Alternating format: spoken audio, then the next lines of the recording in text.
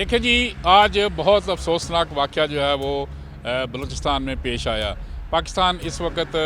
दहशतगर्दी की शदीद लपेट में है। ख़ासकर हमारे जो दो सूबे हैं बलूचिस्तान और केपी के, वहाँ पे बढ़ती हुई दहशतगर्दी जो है वो हमारे लिए इंतहाई ख़तरनाक हद तक पहुँच चुकी हैं। आज जाफ़र एक्सप्रेस पर हमला किया गया, जो कि आज सुबह कोयटा से रवाना हुई थी, और बोलान का ये इलाका है, बोलान पास का, वहाँ पे ढाढर का इलाका है, जहाँ से एक टनल के अंदर जो है इस जो जाफ़र एक्सप्रेस थी उस पर दहशतगर्दों ने हमला किया और तमाम जो मुसाफिर उसमें सवार थे उनको यरगमाल बना लिया है। ये अफसोसनाक वाक़या जो है आज हुआ है, जिसमें अब तक की जो इतलात हैं वो जो सामने आ रही हैं, उसमें जो ख़वातीन और बच्चे हैं वो भी शामिल हैं इस ट्रेन में, जिनको यरगमाल बनाया गया है। लेकिन साथ साथ सिक्योरिटी फोर्सेस ने अब से कुछ देर पहले इस ऑपरेशन का आगाज़ किया है, जिसमें अभी तक जो इतलात आ रही हैं वो ये हैं कि ये BLA के लोग हैं जिन्होंने जाफ़र एक्सप्रेस पर हमला किया और मुसाफिरों को यरगमाल बनाया है। अब जो है सिक्योरिटी फोर्सेस ने वहाँ पे क्लियरेंस ऑपरेशन जो है वो शुरू कर दिया है, और सिक्योरिटी फोर्सेस ने ये दावा किया है कि इनके पीछे जो है वो मास्टरमाइंड मौजूद हैं। ख़ासकर अफ़गानिस्तान और इंडिया के लोग जो हैं इसमें मुलव्वस हैं, और इनके बैरूनी राब्ते जो हैं वो भी सामने आ रहे हैं, क्योंकि वहाँ से जो टेलीफोन की कॉल इंटरसेप्ट की जा रही हैं उसमें वाज़े तौर पर नज़र आ रहा है कि इन वाक़यात में जो लोग मुलव्वस हैं उनके बैरूनी हाथों में जो लोग मुलव्वस हैं उनके बैरूनी हाथ भी मुलव्वस हैं। लिहाजा ये ऐसा वाक़या है जो इंतहाई संगीन नौइयत का है कि आज सुबह ये ट्रेन रवाना हुई, और इसमें अभी तक जो इतलात बताई जा रही हैं वो 250 से 300 अफराद इस ट्रेन में सवार थे, जिनमें बच्चे और ख़वातीन भी शामिल थे। अब जो है सिक्योरिटी फोर्सेस ने वहाँ पे ऑपरेशन शुरू किया है, और सिक्योरिटी फोर्सेस ने ये दावा किया है कि जब तक तमाम यरगमाल मुसाफिरों को रहा नहीं किया जाता ये ऑपरेशन जो है वो जारी रहेगा। लेकिन दूसरी तरफ हम देखते हैं कि इसी इशू को इंडिया का जो मीडिया है उन्होंने बहुत हवा दी है, और मुख्तलिफ प्रोपेगेंडा किया जा रहा है पाकिस्तान के ख़िलाफ़, दहशतगर्दों की हमायत की जा रही है। ख़ासकर जो BLA के लोग हैं उनको बड़ा हीरो बनाकर पेश किया जा रहा है, और इंडियन मीडिया, अफ़गान मीडिया इस वक्त जो है वो पूरी आबोताब के साथ जो है वो पाकिस्तान के ख़िलाफ़ एक जहर उगल रहा है। लिहाजा ये सूरत हाल भी हमें देखना पड़ेगी कि इन लोगों के पीछे, इन दहशतगर्दों के पीछे कौन सी क़ुव्वतें जो हैं वो मुलव्वस हैं। लेकिन साथ साथ जो सिक्योरिटी फोर्सेस हैं उनका ये दावा है कि आज ये ऑपरेशन मुकम्मल किया जाएगा, और हर सूरत में इस ट्रेन के मुसाफिरों को जो यरगमाल बनाए हुए हैं उनको रहा किया जाएगा। लेकिन ये बात यहाँ ख़त्म नहीं होती, इसके बहुत सारे मसाइल हैं बलूचिस्तान के ख़ासकर हवाले से, कि बलूचिस्तान का जो इलाका है यहाँ पे जिस जगह पे ये वाक़या पेश आया उसका बेशतर एरिया जो है वो लेवीज़ के पास है। लेकिन जो हमारे ज़राए हैं उनका ये कहना है कि तकरीबन 52 अरब रुपया ख़र्च किया जाता है लेवीज़ के ऊपर, सिक्योरिटी के ऊपर, वहाँ पे जो लोग इन ड्यूटियाँ सर अंजाम दे रहे हैं। लेकिन एक जो बहुत खौफनाक सूरत हाल सामने आती है कि हमारे जो वहाँ पे सरदार मौजूद हैं, जो पॉलिटिशियन मौजूद हैं, वो इनका गलत इस्तेमाल करते हैं, और ज़राए का ये भी कहना है कि बहुत सारे लेवीज़ के तकरीबन 60% जो लेवीज़ के अहलकार हैं वो इन सरदारों की और इन पॉलिटिशियन की हिफाजत पर मामूर हैं, जबकि सिर्फ 40% जो लेवीज़ के अहलकार हैं वो सिक्योरिटी के फ़राइज़ सर अंजाम देते हैं। लेकिन उनके पास भी तरबियत की कमी होती है, असले की कमी होती है,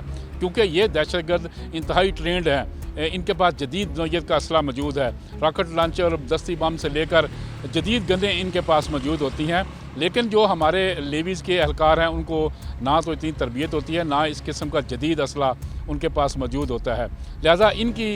जो पुष्ट पनाही के लिए जो ख़ासकर इनकी जो अजाफ़ी सिक्योरिटी के लिए जो हमेशा सिक्योरिटी फोर्सेस, ख़ासकर पाक फ़ौज के जवान जो हैं वो ऐसे वाक़यात पर पहुँचते हैं। अब भी जो सूरत हाल सामने आ रही है उसमें यही है कि जो हमारे पाक फ़ौज के जवान हैं वो इस ऑपरेशन में हिस्सा ले रहे हैं, और उसके बाद इन्होंने पूरे इलाके को घेरे में लिया, और उसके बाद ये सिक्योरिटी ऑपरेशन जो है वो शुरू किया गया है। लेकिन इन तमाम सूरत हाल के बावजूद कुछ ज़िम्मेदारियों का तयन करना भी ज़रूरी है। हमारे जो बलूचिस्तान का ख़ासकर इलाका है, अब तक हम देखते हैं कि कई दिहाइयों से बलूचिस्तान जो है वो मुसलसल जल रहा है, वहाँ पे दहशतगर्दी के रोज़ाना वाक़यात होते हैं। इसमें बड़ी हद तक हमारे जो पॉलिटिकल कल्चर के लोग मौजूद हैं, हमारे जो सरदार मौजूद हैं, उनका भी कसूर है कि उन्होंने इन इलाकों में डेवलपमेंट नहीं की, इन इलाकों में उन्होंने लोगों को इंगेज नहीं किया। वो जो सरदार वहाँ पे कबाइल मौजूद हैं उनको इंगेज नहीं किया, नौजवानों को रोज़गार के कम मौके मिले। लिहाजा जब ऐसे वाक़यात होते हैं, ऐसे हालात पैदा होते हैं, तो इन लोगों के ख़िलाफ़ नफ़रत का एक